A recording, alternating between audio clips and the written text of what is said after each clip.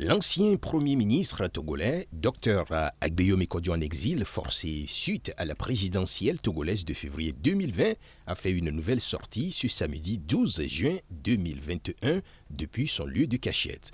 Dans un audio de près de quelques 10 minutes réalisé en minant cette langue largement parlée au Togo, il tacle à nouveau le pouvoir de Fort Gnassingbé, comment le régime harcèle toujours ses proches, l'incapacité du Fort Gnassingbé durant plus de 15 ans à bien gérer le Togo, ce qui se dessine d'ailleurs dans le quotidien des Togolais et se fait voir à travers les infrastructures dans le pays.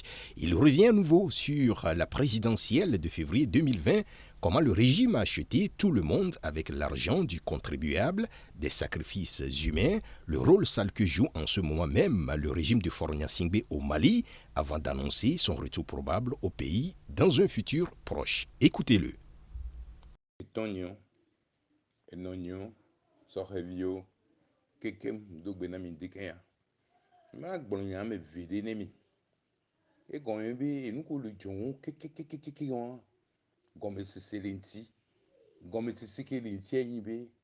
Omu bujio. Woso e tuku ga. Be yekboya.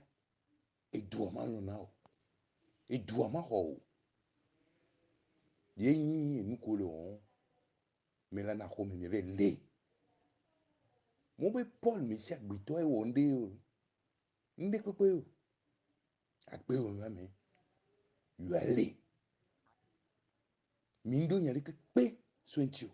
Bon mi ve le. Banou la kwame. Mi le me wa de kava isan. E no aku. Le akoya be nyame. Igba ba le kefizi. E via e di nou le diwan. E mou le penya. E mou le penya. Di mori du ministre e pou n'po balo. Ni nyake gbona mou nyoware.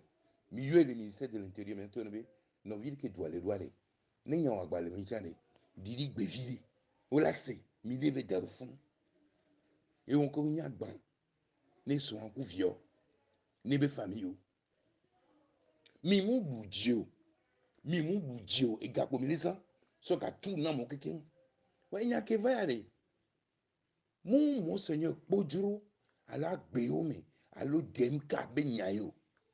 Mauda si le mianti.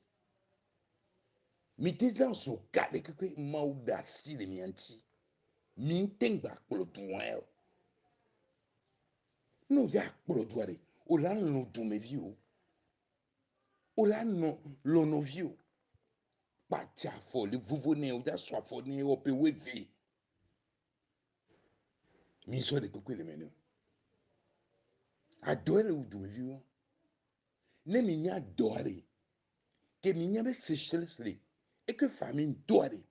On ba kona klenzibe gayo. Parce que klenzibe gano ko eji kwa nde siare inaji. Mi crée tasso bang bang bang bang bang. Mi so doube ga sur la corruption de tourner yovo à messia mais. Hein? Il y a un mot comme ici. Ye mi so wabe ga sur le tout nous na moa. Ya gwabe yo ya de gal wabe gome. Péage. Tofi. Visite. Ne hu. Yo ya les français que visite technique. Yebe gaiji. Nde kwe be gaiji. Miami les servir parce que doube galé miak boy. Niato. Togovio mi cité. Om dakona wo. Wan totonye. Wa chalevia. Leto nebe ne pote a bamba jo munu no nuwa. Ma va nyone olo. Aso tobega, aso en plan mo kaka i France ka plan mo cha. Mi bio enwa Emmanuel Macron CBD. Que pita dogbe ku friston waji mi to mi yo mi be ku enwa do ko enma médiatique. Mi bien Macron CBD mon tonne khon e debe awo. Ben ko le kuna be yemu off. Allemand chamwo. Union européenne chamwo. Ek bonan. O le gbon Macron be yan mais que film Macron e mo. Chale via comme contrôle de comme que film Macron moi mais mi c'est Macron abuna ma e gaay ni so pour la mo le funa e Macron nyabe nyeduji no so do frande français ou bien no frande mun togo tobe o don Mali kuro nu fiti fiti ke mi lo won wo man na yin nya gbo mi to no o man na yin la o man na yin o man na yin la e nu ko lo o man na yin la il est coucou ne doit be o fouiller na ponti fafa ne o mi e gamle bien sûr onye allo mo yo ke mi je élection ma gada mo vo gbe be mana mi o mo yo ya o we e le pen o e le pen o ki ka ke nyebe no onye fo sere onye alors du me vio mi tite gamin po so mi no mi me gbododo raji ka mi po be nu ke la to le memo o be dialogue nu ke be dialogue a me fia kwa na wa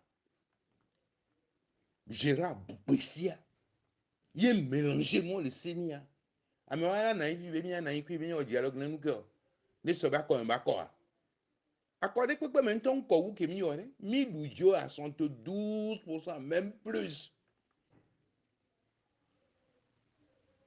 oh for vi enwe pena exam be donné oh oh e on zizinto o sadwa no ya nene o se na o entia le CVV atole wa mu amo le do kave amo le fo re ko le torso akhwea wasron kuvio et c'est vite tout qui wa ke jaswa e un le penwa pe we again miami do kita hodi kake la isido ya si tena jola si tena joe onya nuke mo le toso nti onemia si tena jola obe Mali business a nti o so do funa do a amedu du na president wa du president ni dubu meto a alo du president no do ni dubu meto a alo fiodo a o president o do ni du mi vi o nti a ti tena jo amedo comme les sinois gon ba porter le glunya hoho bo be yin do kakuro enu do kan ma fo do do na ah bon fo la do ni bi do na do so do wa po son le mena wa son ku vi wa nu kan kesi no nu mi jagbele dare nu kan kesi no nu mi jagbele dare ma